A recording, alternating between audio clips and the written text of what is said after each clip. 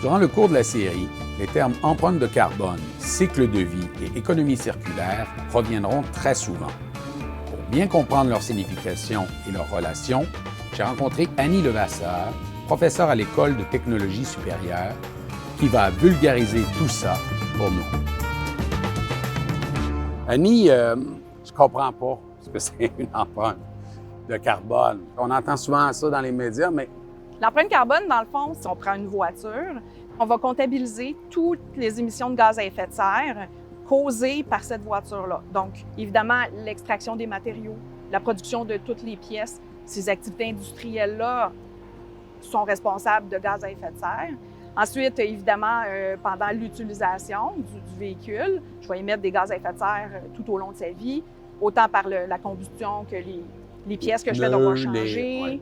Puis ensuite, la fin de vie aussi, donc dépendamment comment je vais la traiter en fin de vie. Donc, je comptabilise tout ça, j'additionne tout ça, c'est ce qu'on appelle une empreinte carbone. Ça se mesure en grammes par kilowattheure, est-ce que Pour l'électricité, oui. Donc, l'idée, c'est vraiment de ramener ça pour pouvoir comparer. Ensuite, si je veux comparer l'électricité d'une éolienne avec l'électricité d'une centrale au charbon, je vais comptabiliser sur toute la vie de chacune de ces deux technologies-là, toutes les émissions de gaz à effet de serre. Je vais ensuite les diviser par l'électricité qu'elles vont produire sur toute leur vie. C'est comme ça que je le ramène par kilowattheure. Ça me donne une idée de l'empreinte environnementale de chaque kilowattheure d'électricité. Parce que forcément, une éolienne, c'est dans sa conception puis dans le fait de la construire qu'il y a des CO2. Oui. Mais après, dans la production, il n'y a pas de CO2. C'est ça. Donc, elle, c'est vraiment au niveau de la moins, production. Puis c'est ce qui fait en sorte aussi que quand on le ramène sur toute la production d'électricité, ça fait une petite valeur. Alors que, par exemple, une centrale, oui, on la construit, on émet là du CO2, mais en plus, elle en émet toute sa vie en opérant. Donc là, ça devient, quand on ramène ça à l'électricité produite, ça fait une beaucoup plus grande valeur. C'est toujours en vertu de ce que tu appelais l'analyse du cycle de vie, hein, c'est ça? Oui, exactement. C'est vraiment important donc de prendre en compte tous les aspects du cycle de vie parce qu'on pourrait avoir une solution qui réduit beaucoup les impacts en opération, mais qui demande au niveau de la production plus d'infrastructures. Bien là, il faut s'assurer qu'au global, on a vraiment la meilleure solution. Moi, je viens de changer mon téléphone. J'avais mon ancien téléphone depuis 3 ans. Est-ce que ça, c'est un cycle de vie trop court, d'après toi, par exemple? Oui, c'est sûr. Parce que là, à ce moment-là, plus on va garder les produits longtemps, bien plus, quand on va ramener les émissions qu'elles causent par l'unité de produit ou dans le fond, on ramène toujours ça au service que ça nous rend, là, la fonction, bien c'est sûr qu'on va augmenter notre empreinte si on le change 2 fois plus souvent. Ça, c'est sûr et certain que ça a un très grand impact. On a vu sur ton abstract CV un peu de ta description, qui est super, que tu t'intéressais à l'économie circulaire aussi. Ça fait partie des approches à avoir pour changer les choses? Le modèle d'économie qu'on a présentement, qui est basé sur l'extraction des ressources naturelles disposées en fin de vie, bien, ça mène à... On peut plus continuer comme ça parce qu'évidemment, les ressources sont limitées puis la capacité d'absorption des déchets, de la pollution de la planète est limitée.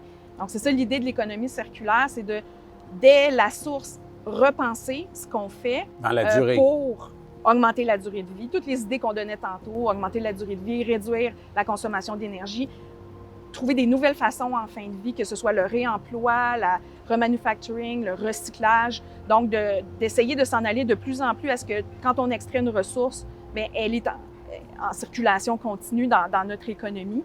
Ça mène, on fait attention aussi, on s'assure que ces solutions-là réduisent les consommations d'énergie, réduisent les impacts environnementaux, mais on n'aura pas le choix de s'en aller vers ce nouveau modèle-là parce qu'un modèle linéaire avec une planète finie, ça fonctionne pas. Non, ça ne fonctionne pas. Mais les entreprises, elles, de cobalt, la mine de cobalt québécoise qu'on fait, c'est formidable. Est-ce qu'ils ne devraient pas craindre la récupération, par exemple, des batteries? Eux, ils vont dire que ça va baisser notre chiffre d'affaires à terme. Mais il faut que les entreprises voient les bénéfices. Puis il y en a de nombreux. Il y a eu des études qui ont été faites. On fidélise des clientèles en ayant des meilleures pratiques sur l'environnement. On ouvre le marché avec des nouveaux produits. Puis ça peut être très attrayant aussi pour la clientèle. Donc, il y a quand même des bénéfices à s'éloigner de ce fameux modèle-là. J'ai vu qu'il y avait des modèles. Tu sais, je pouvais inscrire ma consommation sur le gouvernement du Québec. Je ne sais pas si tu as contribué à ça, là, pour savoir c'était quoi mon empreinte environnementale familiale là, par foyer. Est-ce que ça marche, ça? Si je fais ça, est-ce que je peux comprendre? C'est sûr que c'est extrêmement simplifié. T'sais, on ne pose pas des questions extrêmement détaillées.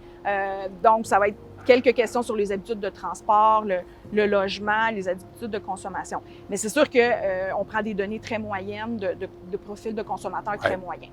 Donc, moi, je pourrais penser que mon voisin, en fait, a une empreinte plus élevée ou plus faible, mais il pourrait répondre aux questions puis on arrive à la même réponse là, parce qu'ils ne vont pas raffiner beaucoup. Mais oui, à la base, c'est des bons outils pour faire comprendre c'est quoi les grands paramètres là, qui vont affecter notre empreinte. Parlant de ces grands paramètres, là, j'entendais certains politiciens dire qu'on était sur la bonne voie au Canada. Là. Il me semble qu'on n'est pas en diminution du tout, en tout cas de ce que j'ai lu à gauche à droite. Quand on regarde là, les plus récents inventaires d'émissions de gaz à effet de serre, non, malheureusement. Au Québec, on a diminué pendant quelques années, puis là, on est assez stagnant.